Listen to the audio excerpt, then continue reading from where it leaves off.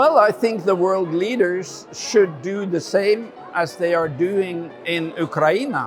They should apply the same peaceful political weapons, which are basically to put pressure on the occupier. And that pressure is financial pressure, it is divestment, it is to hit the occupying power at their weakest spot, which is always the economy, the money. So, of course, the Israeli economy now is suffering, and without the support from the United States, it would probably break down.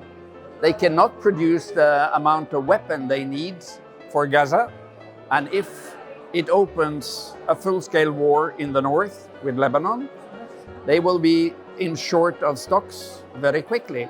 So I think what we have seen in Ukraine and the tools that Europe and the United States and NATO have been using there, use the same against Israel.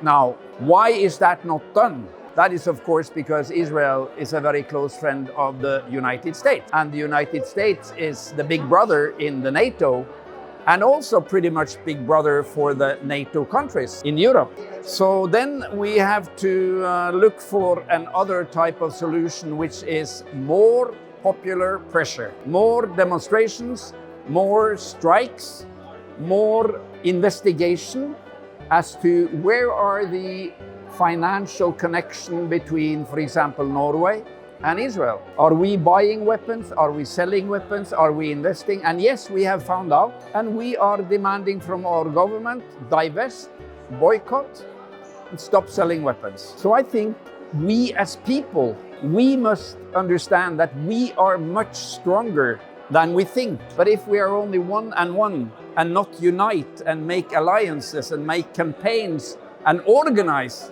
we are only fragments. We are only dust on the beach. But once we go together, we are the majority. And the majority can push the government. And this will be the end of this story. Because with these atrocities and these heinous crimes that Israel have been perpetrating in Gaza and in the West Bank, they have lost. They have lost the heart of the world. Palestine has won. They have won the heart of the world, and they have won because simply they fight a just cause. Because no people on earth wants to be occupied.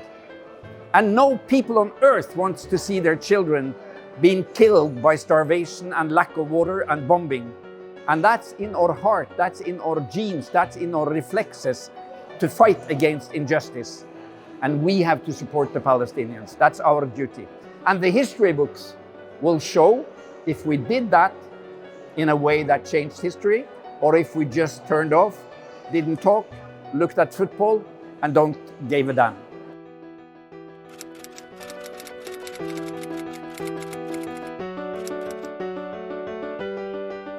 No, no, no, no. Look at this. These are the latest numbers from the UN.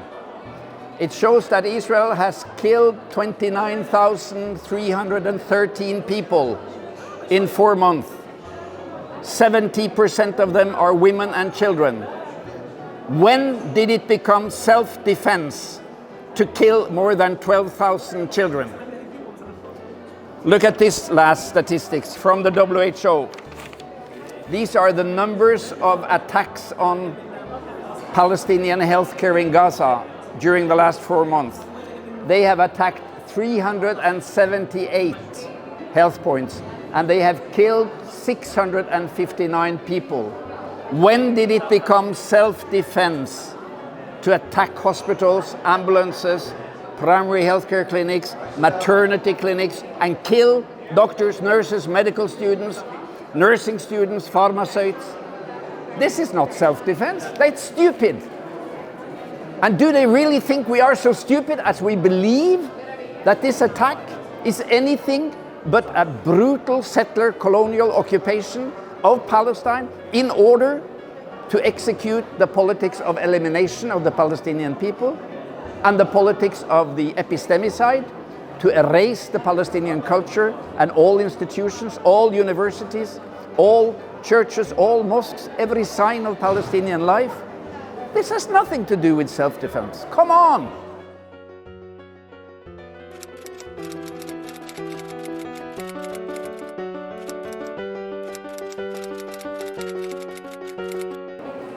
Anybody who knows international law, anybody who knows so much history, they know that the Palestinians are entitled, like any occupied people, to fight against occupation with arms.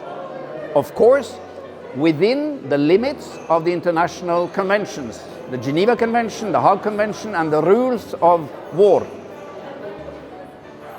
Should not the Palestinian people have the same right as the Ukrainian people?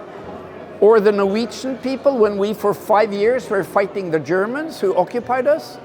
They called us terrorists. We were fighting with arms against the German occupation army. That was completely legal. And then we made some mistakes.